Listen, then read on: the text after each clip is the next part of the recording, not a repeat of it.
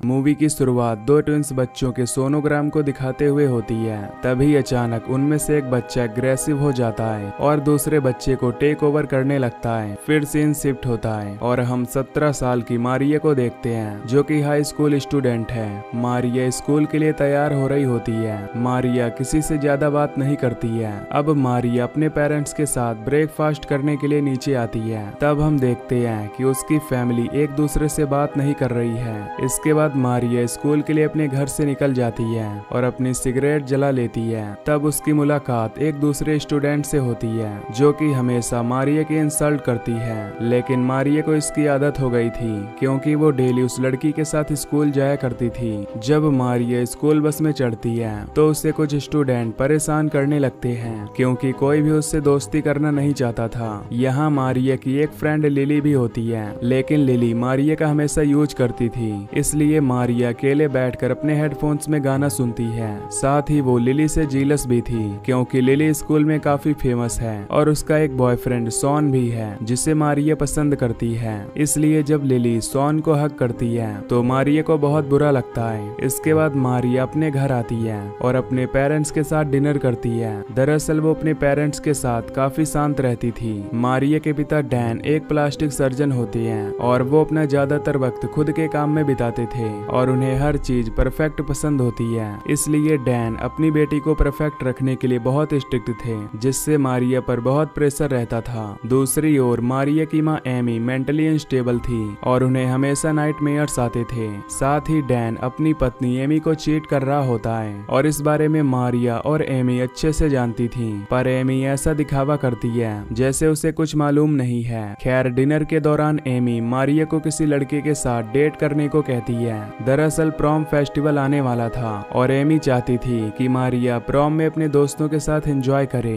पर मारिया अपनी माँ को चुप रहने का कहती है। तभी डैन भी मारिया से किसी को डेट करने को कहता है, जिससे मारिया को गुस्सा आ जाता है और वो डिनर छोड़कर चली जाती है। दरअसल डैन को अपनी बेटी की परवाह नहीं थी, बल्कि उसे मारिया के कारण शर्मिंदगी महसूस होती थी। इधर डैन एमी से कहता है कि मारिया कैसी लड़की है जिसका कोई दोस्त नहीं है। तभी हम मारिया को देखते हैं, जो अपने पिता की सारी बात सुन लेती है। इसलिए वो अपने रूम में जाती है और मिरर में खुद को देखने लगती है। तभी उसे मिरर के पीछे एक फोटो दिखाई देती है, जिसे देख वो काफी हैरान होती है। दरअसल ये फोटो उसी सोनोग्राम का था जो हमने मूवी की शुरुआत में देखा था। यहाँ मारिया उस सोनोग्राम को नजरअंदाज कर देती है। फिर मारिया अपने वॉशरूम में जाती है और बात लेकर अकेले टाइम स्पेंड करती है। तभी मारिया को अपना रिफ्लेक्शन हिलते हुए दिखाई देता है, जिसे देखकर मारिया बुरी तरह डर जाती है। वो उस रिफ्लेक्शन से छिपने लगती है, पर थोड़ी देर बाद वो दोबारा मिरर के सामने आती है और उसे चेक करने लगती है।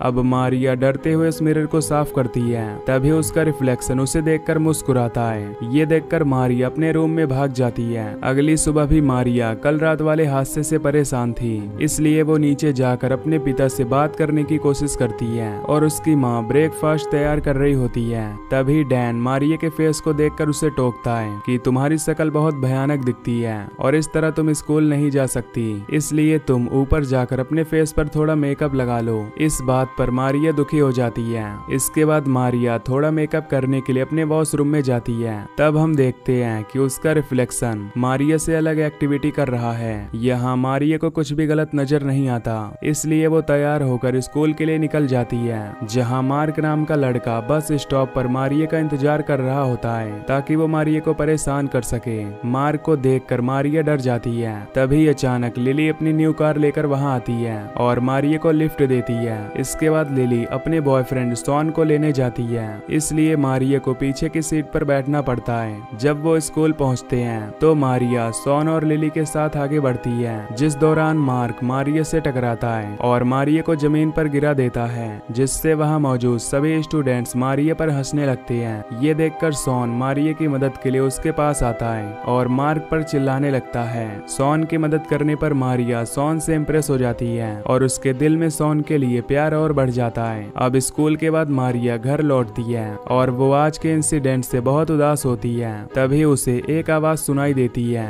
थोड़ी देर बाद वो चेक करने के लिए अपने वॉशरूम में पहुंचती है और अपने आप को मिरर में देखने लगती है। इस बार उसका रिफ्लेक्शन उससे बात करता है। ये रिफ्लेक्शन मारिया को अपना नाम एरम बताती है। एरम दिखने में मारिया की तरह ही थी, पर उसका बिहेवियर मारिया से बिल्कुल अलग था। एरम उसे बताती है कि मैं हमेशा तुम्हारे साथ रहती हूँ। फिर एरम मारिया से पूछती है कि तुम क्या चाहती हो। दरअसल एरम मारिया को खुश करने के लिए कुछ भी कर सकती थी और एरम मारिया से वादा करती है कि अगर तुम्हारे साथ कुछ बुरा हुआ तो मैं तुम्हारे लिए बदला भी लूंगी। अगले दिन हम मारिया को देखते हैं जो कि एरम से बात करने के बाद बहुत खुश नजर आती है, इसलिए ब्रेकफास्ट करते समय उसके पेरेंट्स भी उसे नोटिस करते हैं। डैन अपनी बेटी को इतना पॉजिटिव देखकर उसकी तारीफ करता है। फिर मारिया अपने पेरेंट्स को बताती है कि वो सर्दियों में प्रॉम डांस के लिए जाएगी, जिससे मारिया के पेरेंट्स उससे बहुत खुश होते हैं। मारिया अब अपने स्कूल में लोगों से दोस्ती बढ़ाने का फैसला करती है। फिर वो स्कूल में लिली और शॉन से मिलती है। यहाँ मारिया लिली से पूछती है कि क्या तुम मुझे आइस स्केट सिखा सकती हो,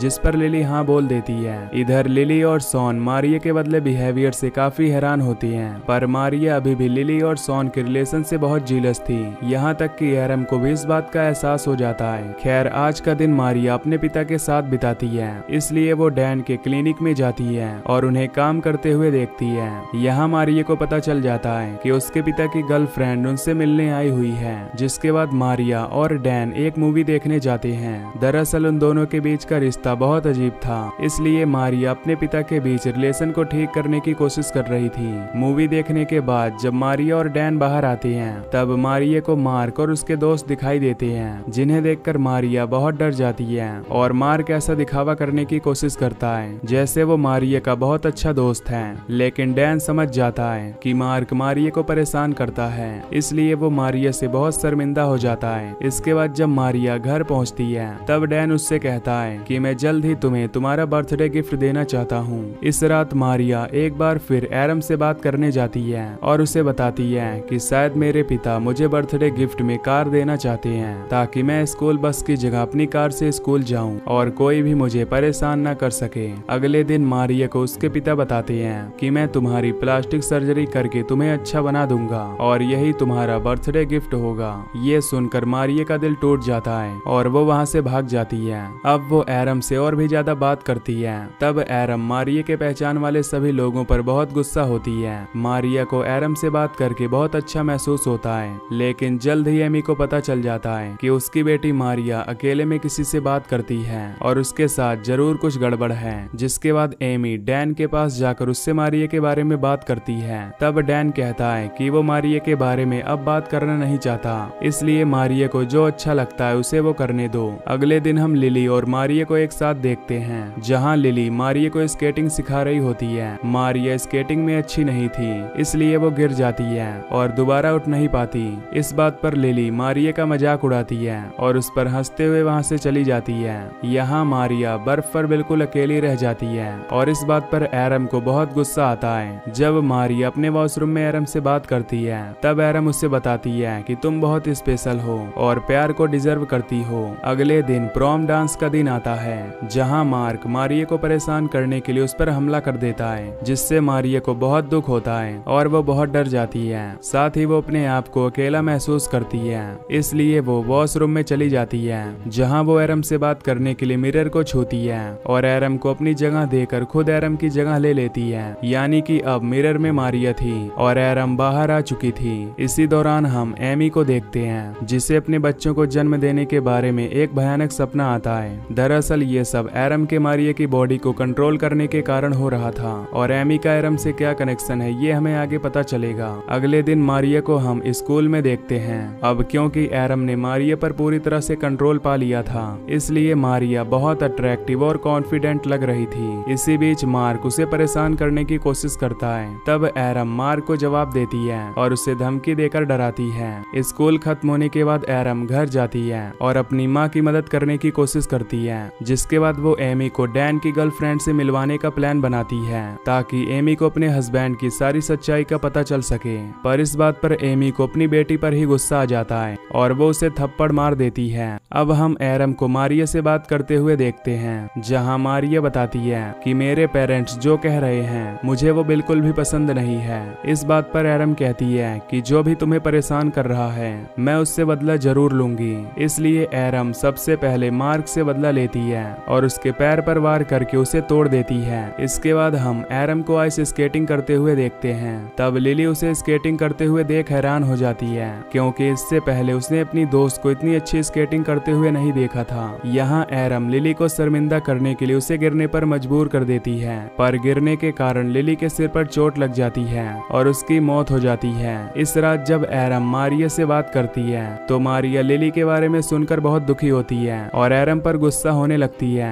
इसके बाद वो घबराते हुए एरम से वापस अपनी बॉडी स्विच करने का कहती है, क्योंकि एरम जो कर रही है वो बहुत गलत है। लेकिन एरम मारिया से बॉडी स्विच करने के लिए मना कर देती है और अपने प्लान को जारी रखती है। कुछ दिनों बाद हम एरम और सॉन को एक साथ पार्टी करते हुए देखते हैं। दरअसल मारिया की बॉडी में आकर एरम ने उसे पूरी तरह से बदल दिया था और वो ड्रिंक स्मोक भी करने लगी थी। यहाँ सॉन और एरम पार्टी करने के बाद एक होटल में जाते हैं और एक साथ टाइम स्पेंड करते हैं। एक दिन जब दोनों साथ थे तब सॉन के पास उसकी माँ का कॉल आता है, जो बताती है कि पुलिस लिली के केस के सिलसिले में मारिया और तुमसे कुछ बात करना चाहती है। पर मारिया सॉन के साथ पुलिस स्टेशन चलने से इनकार करती है, जिससे सॉन को शक होता है कि शायद मारिया ने ही लिली को मारा है। इसलिए वो जबरदस्ती मारिया को ले जाने की कोशिश करने लगता है, जिससे मारिया यानी कि एरम उसके सिर पर बोतल से वार कर देती है और गलती से सॉन की वहीं पर मौत हो जाती है।